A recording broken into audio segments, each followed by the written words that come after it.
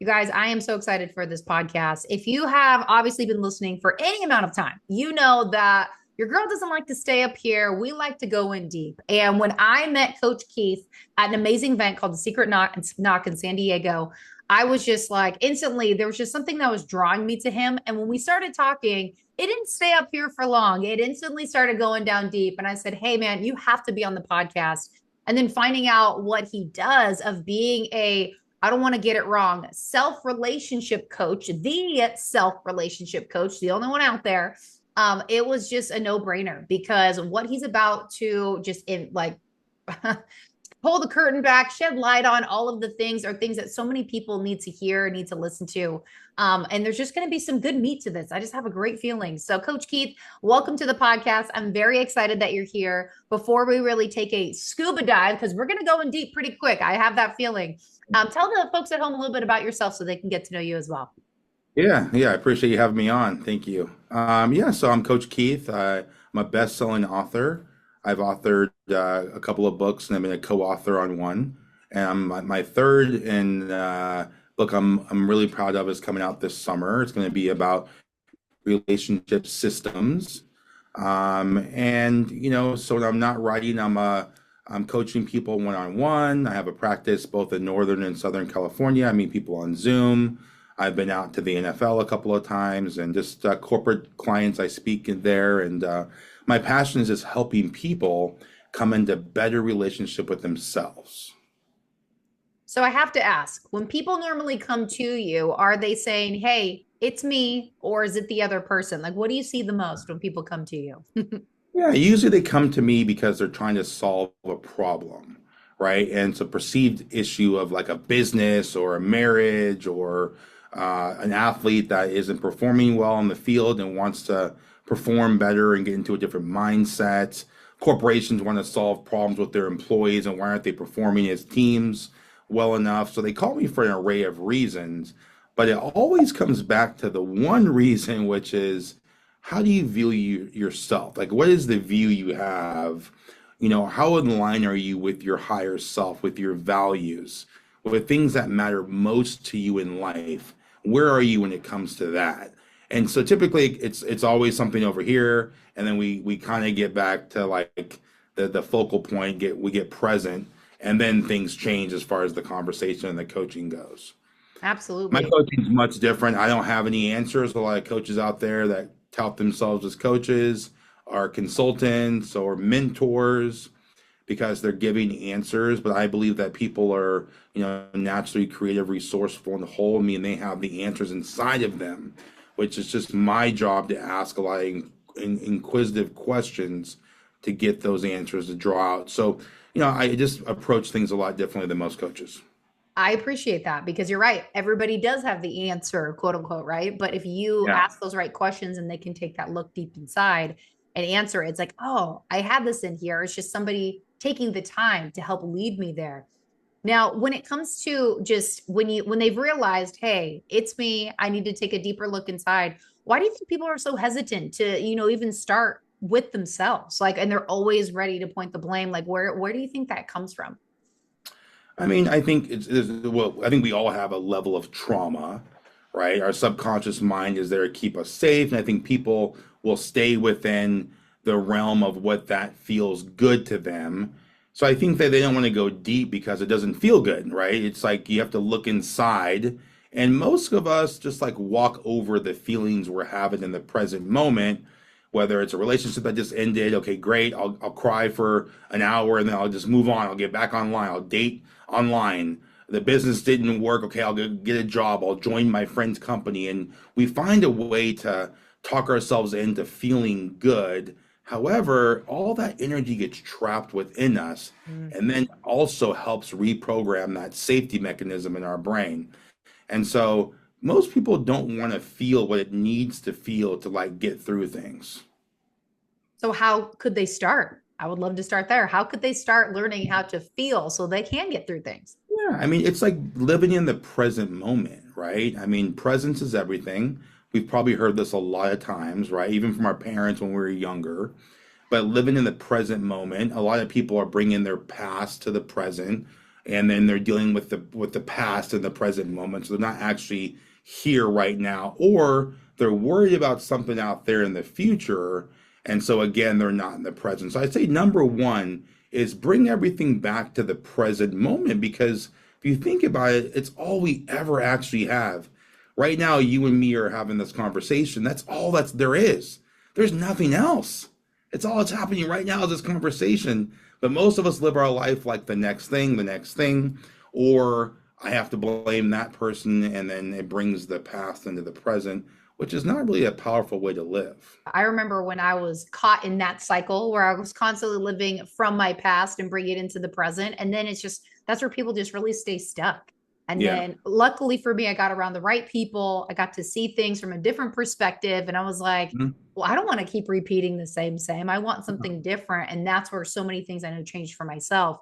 Yeah. Now, I kind of want to take a pause for a second. I want to go backwards.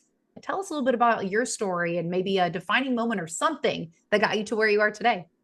Yeah. So, oh, where do I start? So, I was a real estate developer, a very successful one in Newport Beach, California, and I built a lot of houses that everyone knows. There's been on television, and I was realized, over a long period of time that I wasn't feeling that great, even though I had all this success.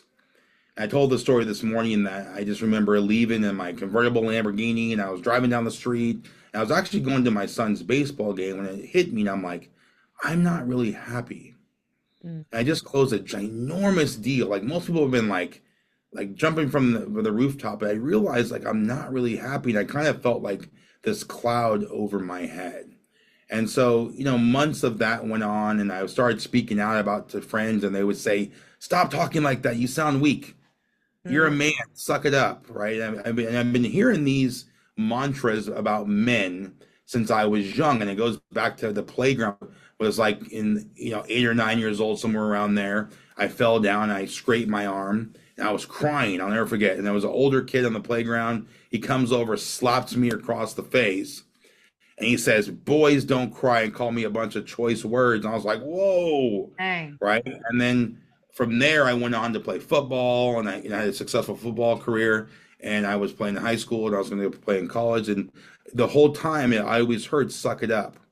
Men don't feel that way, right? And I was like, well, why not? Like, why can't just because I'm a man, I can't feel things? And so Right. it always like kind of tripped me up. So fast forward to the real estate is that when I was developing this real estate, I was having the same feelings, but all I knew how to do was just suck it up. Most men hear that, right? Hold it all inside is what that means, and don't tell anyone because of the perception that I might be viewed as weak. And so I didn't really tell anyone about how I was feeling often enough until one day I decided that life was just an option and I didn't want to live any longer. Mm. Whew. And in that moment, I decided to take my life, and I went down the road of what that would be like. And I put my car in the garage. I turned it on, and I prayed to God. I was crying again, telling God, "There's too much pressure. I can't take not." What I was really saying in that moment was, I can't take not living my true self, my true life. I wasn't saying those words, but looking back on that day, I was articulating the fact that I wasn't happy being the person that I am because it's not truly me. I lived, obviously, I lived through that event, and it made me really sick. And I decided to surrender my life to God. And I realized that real estate and the stress that came with it, and the arguing with Netflix, and just all the things that were over me, a business partner was stealing a lot of money from me. I decided that it was best for me to figure out what was best for Keith. And so, I took some time. I wrote my book, Embracing Vulnerability, 10 Steps to an Authentic Life. And that was like my 10 steps on how I nurse myself back to health, if you will. I went to a bunch of counselors, and no offense to counselors, but how can you help someone if you've never stood in their shoes? Mm. Truly. And suicide is a very specific act. When someone decides to end life, it's a very specific, and it's a big deal. It's a huge deal. And no book on earth can get you to the feeling of what I felt that day. No book can get you to the feeling I feel today. So after many counselors, and these are well-known counselors, and I'm not saying they didn't do a good job, but I would always ask them the question, well, how did you feel when you decided to take your life? Mm. Oh no, Keith. Oh, I've never done that. Like almost like taboo. I said, that's exactly why you can't help me. And it wasn't until I hired a coach, a very good coach, that I was able to really come in relationship more with myself and really decide what was best for me and what wasn't. And then I drew a line in the sand and said, you know what, I want to help people. My book took off, it started doing really well. And I was like, you know what? I'm a Landmark graduate from '99. I'm a Hoffman grad. I'm a PSI grad. So I've already been coaching people in my life anyway, like my whole life. I was like, you know, I really want to do this. So the last almost year, I went back to school. I went to Coactive, the number one coaching school in the world, and I went all in. Like there's probably only been a few students that did what I did, which is like back to back to back to back to back. Like I just literally got out of class again yesterday, my certification class, which was the last 6 months. I've been being critiqued as a coach, and they've been watching how I coach and giving me like, that's not good. You know, things like that. It's very rigorous, and most people don't even get through this part of it. So, yeah, you know, helping people is like my passion because I know firsthand what it feels like when you don't have a good relationship with yourself, and then the lack of boundaries, and Mm. then all the things that you thought were good, and then you're like, that what didn't resonate with me. But I did it because my friends thought if I drove that car, I would be better. If I dated that girl, right? They thought I was cool, and the look from the outside, the perception, which I truly never really cared about. I grew up in a small town in Northern California. Everyone's very close knit. It wasn't a showy place. It was a very affluent place, but it wasn't a very showy place. So it was very educated people. So I didn't grow up with this like mentality that you had to have it all. But somehow along the line, when I got down to Southern California, this mentality got into me that I had to have this look and this identity and all these things around me in my space, and it almost cost me my life. So, Mm. you know, this is my passion to help people realize that everything starts within. All the relationships start within you and they transfer out. I don't care if it's your parenting, your businesses, your employee, or if you're an employee, you know, whatever you want to do, your husband, your wife, your partner, whatever it is, God, it all starts here first and then translates out there. So my focus to help people is to come in relationship with yourself, with your values, your higher self, your best self, things that really resonate with you. So then you won't have to make those mistakes. You'll see it coming along the way and say, that's a boundary. I'm not going to do that. The Southern California charm gets you into Yeah. its tentacles, and then you start getting caught up. I remember when I first moved here, I had some of Yeah. those thoughts too. And I was just like getting all caught up in all the weeds and all the things and Yeah. the injection here and plastic surgery there. Not that I had any, but all those thoughts came Yeah. in and I was like, oh, whoa, whoa, whoa, whoa. It's like this like film that comes over you and you just have to Yeah. decide, is that me? Is it not? But you know, It's there are real. so many opportunities. I try to look at things as opportunities. Why do I feel that way? Why is that important? And the more people I talk to that do those types of things, there is actually a lot of things about themselves that they want to change because they're trying to run from something. And other people have other reasons. But to your point, it's like when you really take that time to discover, who am I? Where is this Yeah. coming from? And you know, I've learned along my route of coaching and just supporting people, it's like you have to ask why about 7 times to really get to the deep layer. Like Yeah. why? And you probably aren't asking enough if you haven't gotten down to it. And I know for myself personally, I've just gotten obsessed with how can I just like work on me and get me to a point where it doesn't matter where the validation or anything comes. And really, it's me and God, and then it's my husband, and then so on and so forth, whatever falls Yeah. out in line after that. Absolutely. But it took a lot of introspection and, you know, like you said, good mentors and good people around you, people that aren't afraid to give you the critiques, the feedback of like, because they care and they know the impact that you're going to have. And so, I Yeah. mean, praise God that you went through all that route and you're doing things Yeah. that most Amen. people won't, because Yeah. just even talking with you here, I'm sure you're opening up just different doors and realms, if you will, of like, wow, I've never thought of it that way. You know, somebody seeing you driving in that drop top Lamborghini or whatever it is that you said that you had, hey, he has it Yeah. all.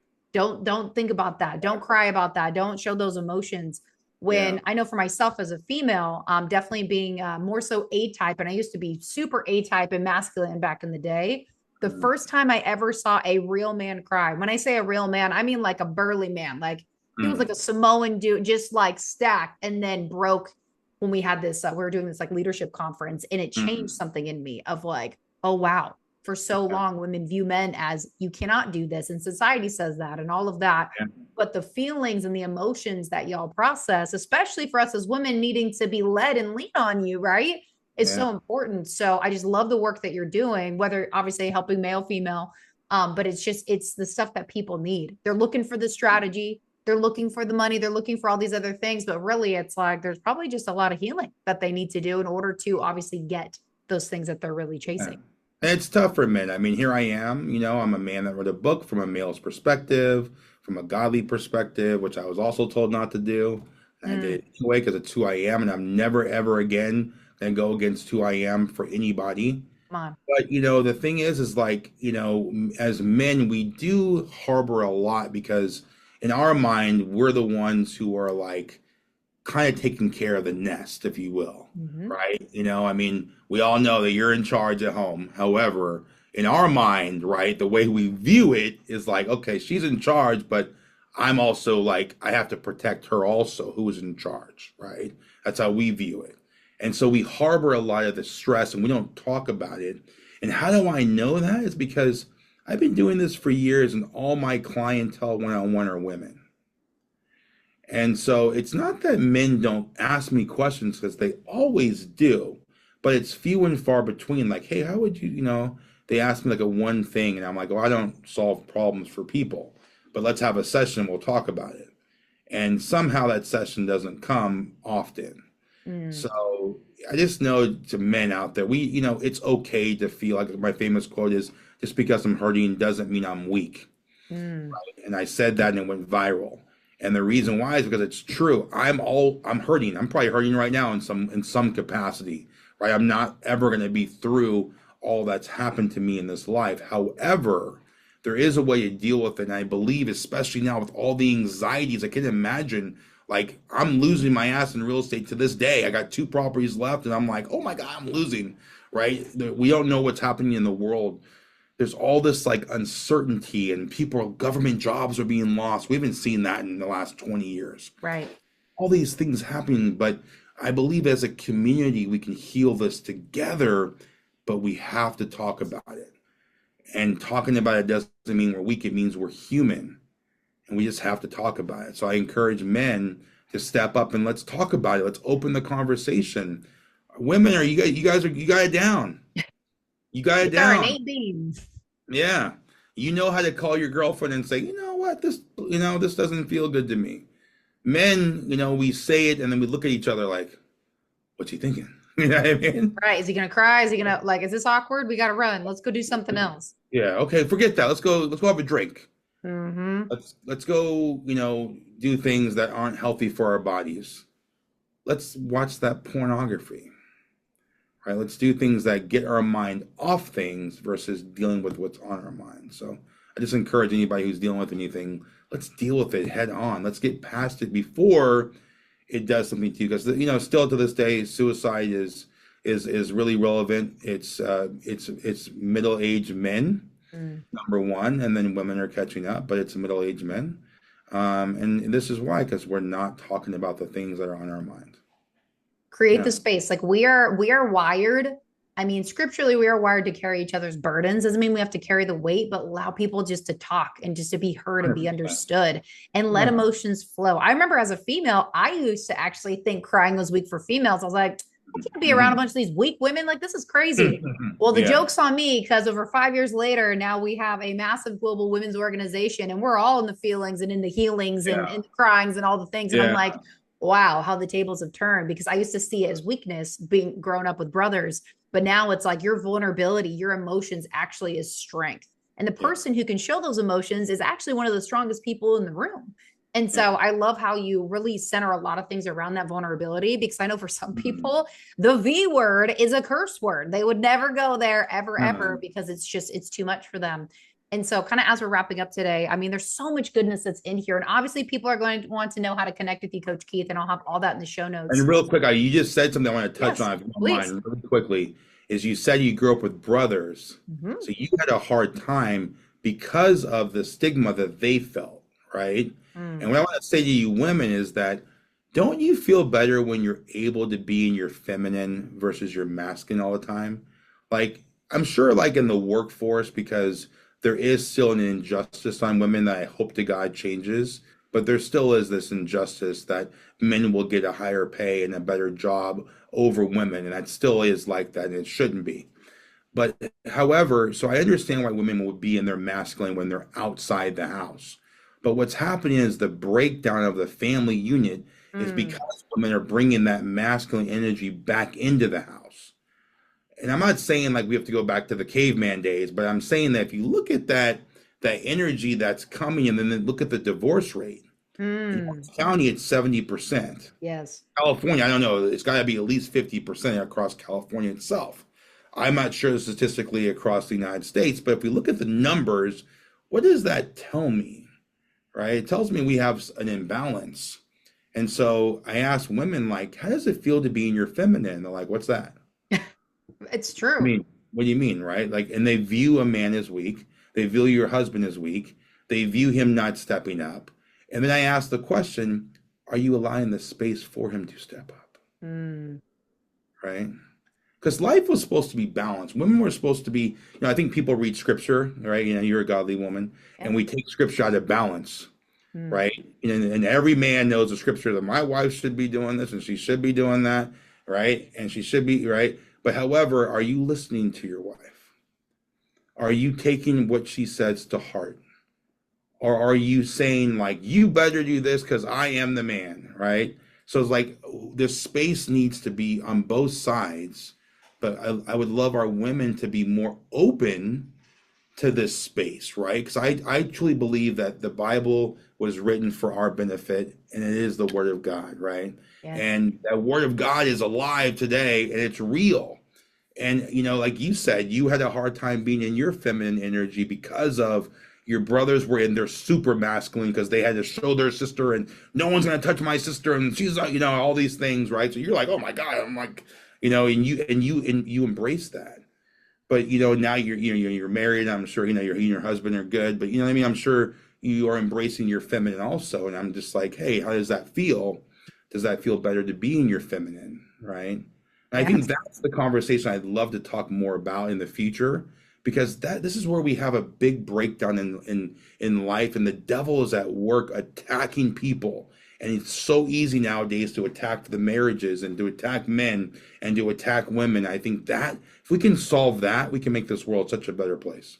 I agree. I actually just saw my mom sent me something that had it was like a parallel from a prophet that was talking about the new Snow White movie and how Mm, there's no Prince Charming. Snow White basically is in her masculine. She's like bossing everybody around. And it's all this programming that's been happening for years of yeah, women stepping up and leading. And there's no problem with women leading, but like also knowing just kind of the order in certain things.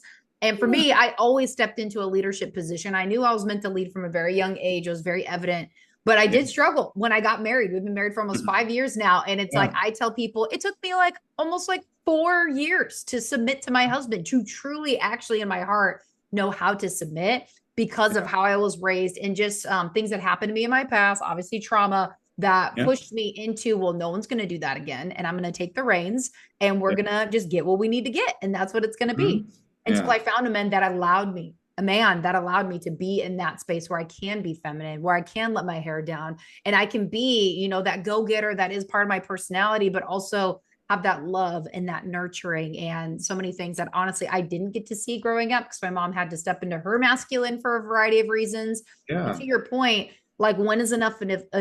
Because when you're right, when women do get to be in a place where they are designed to be and their femininity is one of their best superpowers, if you will, that God gives us, it is such a beautiful thing. And then the sure is. ecosystem, like you said, within the home, women, how Yeah, they show up, how they speak, just the sweet and soft, but doesn't mean they have to be a doormat. no, But the sweet and soft is so important. And I know, truth no, be told, took me a while.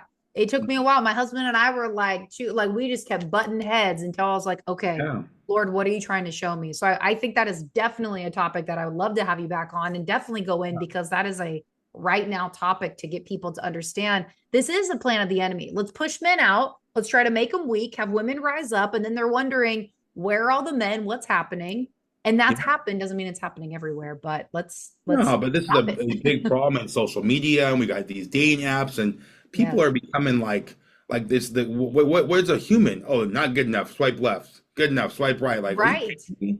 Like, what is this that we're creating in society? And then what we're not realizing is this is generational stuff. Mm, This is now going to be to your children and their, this is like, when yes. does this stop, or does this never stop?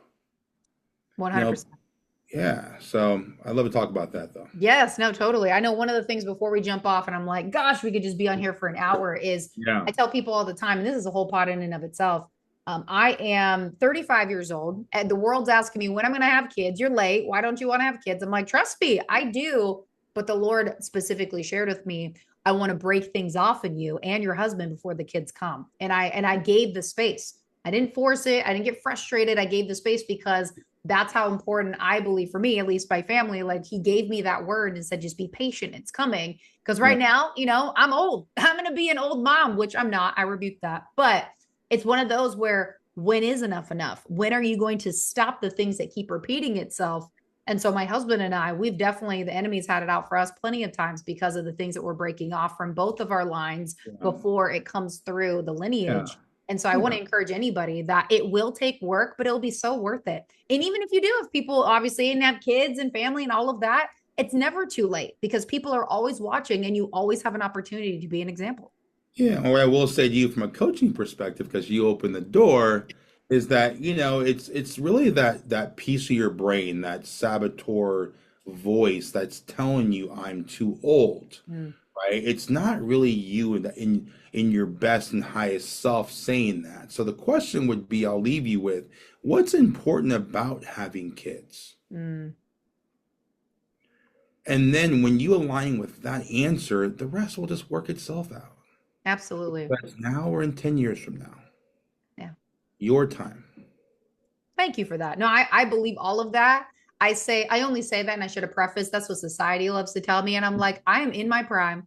I feel better. I'm in better shape, and I'm taking care of myself Yeah. mentally, physically, spiritually. But you're absolutely right. The whole point is if I'm waiting this long, how can I make myself the best that I can be and break off the things that I can before they come? And it just, even if you're not even thinking about a family, for everybody who's listening to this, do it for yourself. Do it for No. yourself, do it for the people you care about. But like yourself, you being the self relationship coach, at the end of the day, we can worry about everybody else, but we have to focus on ourselves first. Yeah. 100%.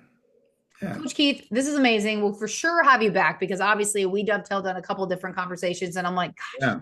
I want to have more. And I know they're going to want more. So, is Yeah. there anything else Definitely. you'd love to leave us with? Guys, you have everything in the show notes to be able to go connect with him, get his book, get in his Yeah. atmosphere, all the things, because clearly this guy is just nothing but a well of wisdom. Yeah. Thank you. Yeah. My website's coachkeith.com. I do a free hour session. So if you want to come to see what coaching's all about, see if it's for you, see what becomes resonant during the session, I'd love to talk with you. Awesome. Well, again, thank you so much for your time today. I know you are a busy and wanted guy, so I'm honored to have Mhm. you on the podcast and just thank you again for blessing us with your wisdom today. Yeah. My pleasure. Thank you for having me. Thank you so much for taking the time to listen to this episode. It means the world to me that you would lean in, listen in, and be able to hear the value that's being shared on this show.